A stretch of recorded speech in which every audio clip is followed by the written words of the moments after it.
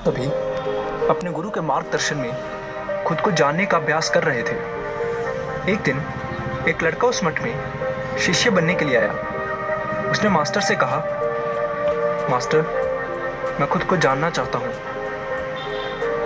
मैं सच की तलाश कर रहा हूँ। मैं पता लगाना चाहता हूँ कि सच क्या है।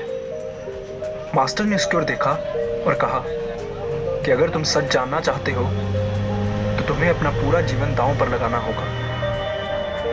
सच को जानने में तुम्हारा पूरा जीवन लग सकता है, और फिर भी इस बात की कोई गारंटी नहीं है कि इस जीवन काल में तुम्हें सच का पता लगेगा या नहीं।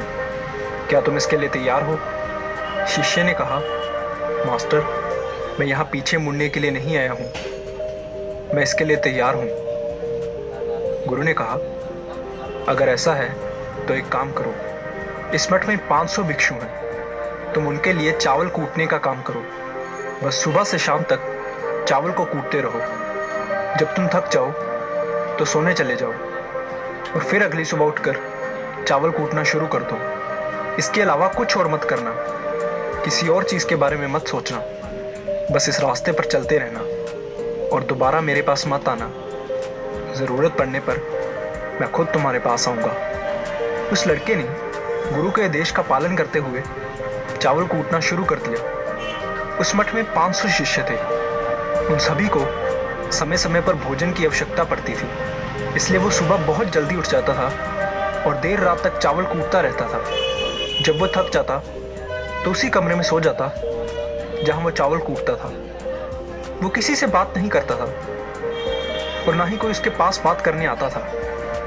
कुछ महीनों तक चावल कूटते हुए उसके मन में पुराने विचार आते रहे, लेकिन जब उन विचारों को कोई नया विषय नहीं मिला तो वो अपने आप ही मिट गए। धीरे धीरे उसके मन में विचार कम होने लगे।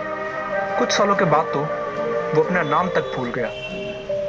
वो हमेशा चुप रहता और विचारहीन अवस्था में बस चावल कूटता रहता। उसने ना तो कभी ध्यान किया था और ना ही कभी कोई शास्त्र पढ़ा था। मठ के बाकी शिष्य उसे मूर्ख समझते थे।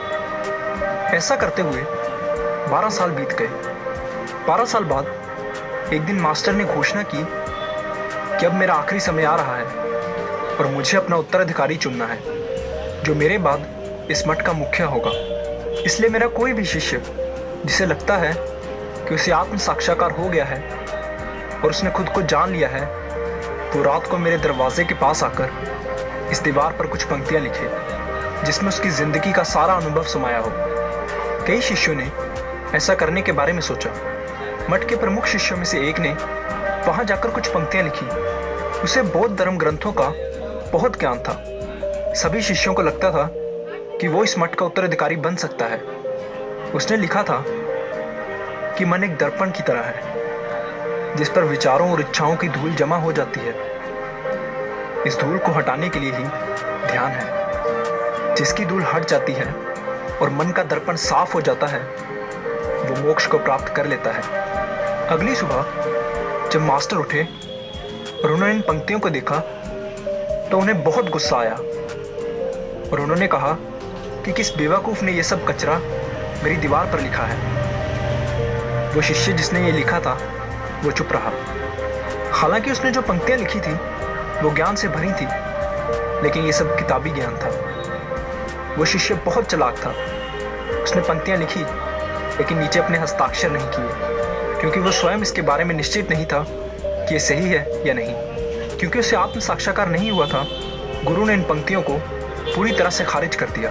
ये देखकर सभी हैरान रह गए। ये घटना पूरे मठ में चर्चा का विषय बन गई। इस विषय पर बात करते हुए 2 शिष्य उस शिष्य के पास से गुजरे जो 12 साल पहले यहाँ आया था और दिन रात बस चावल कूटता रहता था। दोनों की चर्चा सुनकर वो धीरे से हंस पड़ा। दोनों शिष्यों ने उससे पूछा कि तुम क्यों हंस रहे हो? उन दोनों की नज़र में ये चावल कूटने वाला बहुत ही तुच्छ भिक्षु था। किसी ने भी उसे ना तो कभी ध्यान करते देखा था और ना ही कभी कोई शास्त्र पढ़ते।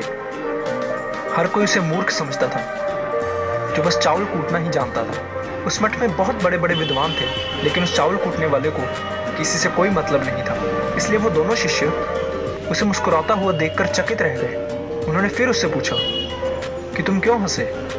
उसने जवाब दिया, मैं इसलिए हंसा क्योंकि मास्टर सही बोल रहे हैं। ये सभी पंक्तियां कचरा हैं। इन पंक्तियों का कोई मूल्य नहीं है। वो दोनों शिष्य चौंक गए। उन्होंने उससे पूछा कि क्या तुम कुछ ऐसी पंक्तियां लिख सकते हो जो इससे बेहतर हो? चावल पीसने वाले ने जवाब दिया, नहीं, क्योंकि मैं अनपढ़ हूँ। लेकिन हाँ, मैं कुछ पंक्तियां कह सकता हूँ, और अगर तुम उन पंक्तियों को लिख सकते हो तो मैं तुम्हारे साथ जाने के लिए तैयार हूँ। उन दोनों शिष्यों ने कहा, ठीक है। वो मास्टर के कमरे के पास गए और चावल कूटने वाले ने कुछ पंक्तियां बोली और दूसरे शिष्य ने उसे दीवार पर लिख दिया और उन पंक्तियों के नीचे लिख दिया, चावल कूटने वाला। उन्हें लगा कि मास्टर इस पर भी गुस्सा करेंगे। जो पंक्तियां उसने लिखने के लिए कहा था वो बहुत अद्भुत थी, और वो पंक्तियां थी, मन तो बस एक भ्रम है, ना तो मन है और ना ही मन का कोई दर्पण है, और जब मन ही नहीं है तो धूल कहाँ ठहरेगी। जो ये जानता है वो सच को जान गया है। जब गुरु ने इन पंक्तियों को देखा तो वो आधी रात को उठे और उस चावल कूटने वाले के पास गए। वो सो रहा था। मास्टर ने उसे जगाया और कहा कि ये लो, मेरी छड़ी और मेरे वस्त्र ले लो, आज से तुम मेरे उत्तराधिकारी हो। लेकिन अभी इस मठ को छोड़कर दूर चले जाओ, क्योंकि इस मठ में बहुत सारे विद्वान हैं जो खुद को तुमसे श्रेष्ठ मानते हैं। वो तुम्हें मार देंगे, क्योंकि वो इस बात को बर्दाश्त नहीं कर सकते कि एक साधारण सा चावल कूटने वाला उनसे ज़्यादा विद्वान निकला। तुम्हें वो सारा ज्ञान हो गया है जो मुझे है, और तुम्हें ये केवल चावल कूटते कूटते हुआ है। और मुझे पता है कि तुम जहाँ भी जाओगे लोग तुम्हारे पास आने लगेंगे, क्योंकि जब कोई फूल खिलता है तो उसकी महक हर तरफ फैलने लगती है। उसने अपने गुरु के पैर छुए और रात को ही वहाँ से चला गया।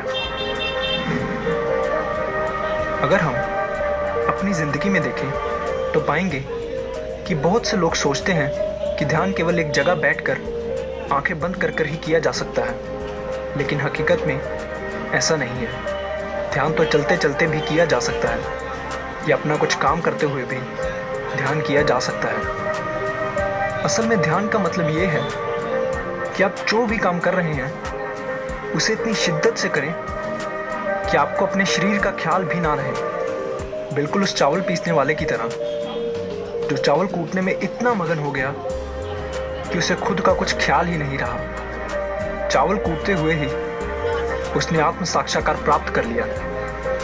इसी तरह ज़ेन का अर्थ है हर समय वर्तमान में रहना और कुछ नहीं सोचना, क्योंकि मन तब तक ही है जब तक विचार है। जब विचार नहीं रहेंगे तो मन भी गायब हो जाएगा, और जब मन ही नहीं रहेगा तभी केवल तुम अपने आप को अच्छे से जान पाओगे।